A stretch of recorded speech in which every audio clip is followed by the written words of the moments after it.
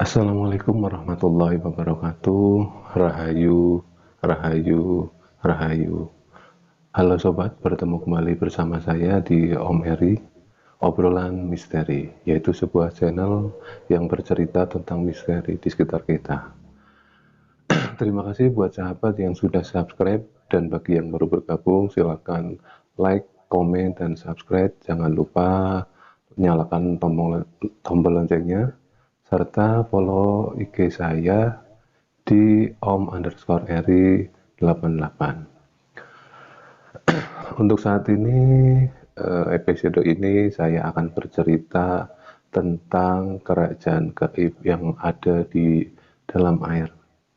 Sebenarnya cerita ini adalah cerita keluarga saya yang sudah lama sekali, tapi saya berusaha akan menceritakannya untuk sahabat semua. Cerita ini berawal pada saat saya waktu itu masih bayi lah. Ceritanya di Purbalingga. Saat itu di kami baru saja tinggal sekeluarga, baru saja tinggal atau pindah atau membeli sebuah tempat baru gitu ya, di dekat sungai gitu, karena dulu keadaan mungkin masih sederhana, keadaan keluarga gitu, jadi kita tinggal di sebuah desa di dekat sungai. Desa itu masih di daerah Purbalingga, masih di kota tapi di pinggirannya. Singkat cerita, sebelum menempati itu sebenarnya tetangga sudah banyak yang mengingatkan lah kalau tempat itu kurang bagus untuk ditempati karena udah terkenal angker gitu ya. Tapi karena satu dua hal, akhirnya keluarga saya itu menempati tempat tersebut. Tak selang berapa lama setelah kita menempati tempat tersebut, menurut penuturan ibu saya, keanehan-keanehan pun mulai terjadi di sana. Penampakan-penampakan dari yang namanya tangan, penampakan kepala, cuman kepala gitu, cuman tangan gitu, cuman ada ular tapi kepalanya aja buntung. Itu kerap sekali terjadi, dan itu hampir tiap malam, walaupun bergantian. Kadang malam ini misalnya ada penampakan tangan yang jalan, terus besoknya ada kepala, dan kepala itu seringnya di atas lemari lah gitu ya. Saat itu ibu saya sempat agak panik gitu ya. Dia ngomong ke bapak saya, "Pak, bener ya omongan tetangga kalau ternyata di tempat ini memang angker sekali gitu." Tapi bapak saya cuman menimbalikan, "Kita baru saja pindah gitu, masa kita pindah lagi, bertahan saja lah, itu mungkin cuman halusinasi saja gitu." Tapi hari demi hari gitu ya, penampakan-penampakan tersebut semakin kerap gitu, semakin kerapnya sering kali ibu saya malam gitu tiba-tiba kaget karena melihat seperti itu gitu ya. Terus akhirnya ibu saya ngomong ke bapak, "Pak, cobalah ke orang pintar lah, coba gitu, siapa tahu disarati atau gimana gitu kan, di sini tempatnya sudah kebukti kayak gitu." Akhirnya singkat cerita bapak saya pergi ke mbah gitulah, karena mbah juga termasuk orang yang bisa gitu ya, karena mbah saya juga kan kejawen gitu. Bapak saya ngomong ke mbah gitu, kalau mengutarakanlah curhat gitu, kalau mbah itu kok tempatnya kok kayaknya angker ya. Terus mbah nembalin, "Angker gimana?" gitu. Si ibunya anak itu sering sering lihat lah gitu, sering lihat penampakan-penampakan, terus sering kejadian-kejadian aneh dan ganjil itu sering terjadi di situ gitu. Mbah dengan seksama mendengarkan cerita bapak saya, kemudian Mbah ngomong, memang tempat itu sudah terkenal dari dulu, memang gak bagus untuk ditempati rumah gitu.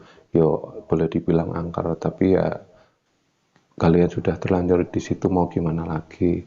Ya udah gini aja." Akhirnya Mbah memberikan kayak syarat gitu lah ya, memberikan sebuah kayak tumbal gitu, kayak daukat, kelapa muda dan lain sebagainya. Coba aja ini dulu, siapa tahu bisa menangkal makhluk-makhluk yang mengganggu kalian saat ini gitu.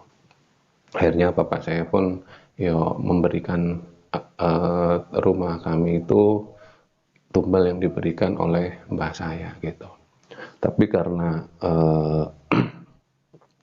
ibu saya udah terlanjur takut gitu, akhirnya ya tetap gimana kalau datang lagi, udah bapak saya bilang coba aja, kan ini baru aja disarati sama mbak, siapa tahu nanti itu malam harinya penampakan itu ya tetap gitu ya, penampakan itu tetap ada. Dan ibu saya paginya ngomong kok tetap pak gitu, gimana, ya udah gini aja lah, karena adik kamu kan cowok-cowok dan masih bujangan gitu, ibu saya bilang gitu, bapak ya coba suruh tidur di sini aja nemenin kamu gitu.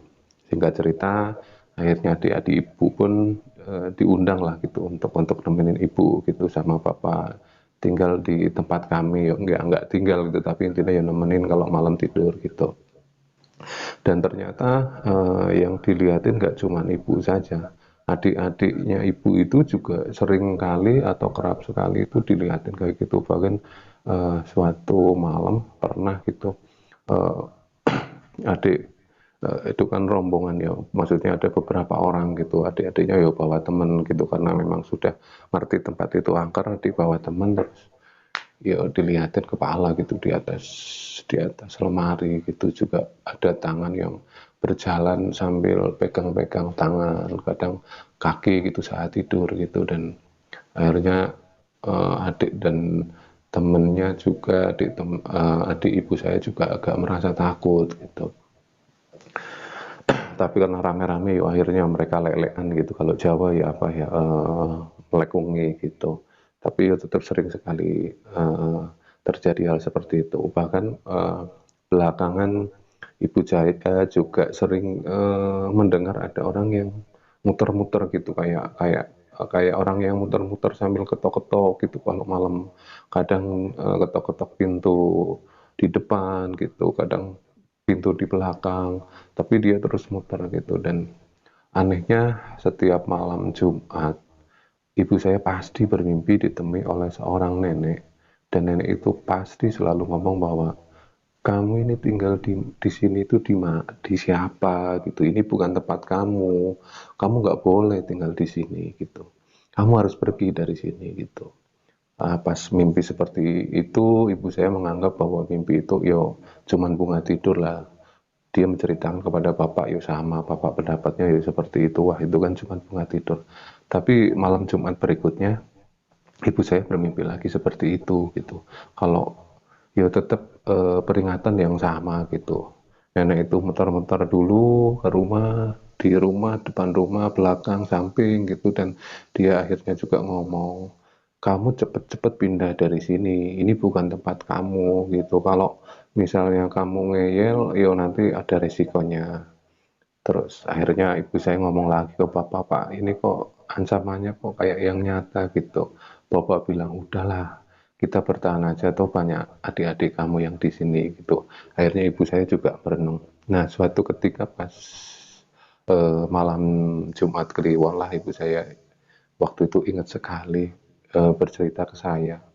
Dia itu pas malamnya itu didatangi oleh nenek tersebut dalam mimpinya gitu. Dan nenek-nenek tersebut dengan raut muka yang agak marah gitu, gak seperti biasanya. Biasanya dia kalau memperingati yo agak marah, tapi ini yo yang kelihatan benar-benar marah gitu.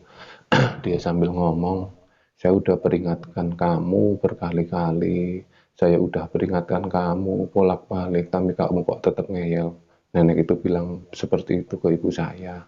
Yo jangan salahkan saya kalau nanti misalnya ada salah satu keluarga kamu yang aku tarik ke kidul gitu, kalau kalau ungkap nenek tersebut ngomong ke ibu saya. Ke kidul itu ke selatan lah gitu, bahasanya seperti itu. Nah eh, esokan harinya seperti biasa, kegiatan biasalah, bapak saya juga pergi dinas karena dia sebagai PNS, dan ibu saya yo masak. Tapi pada saat hari itu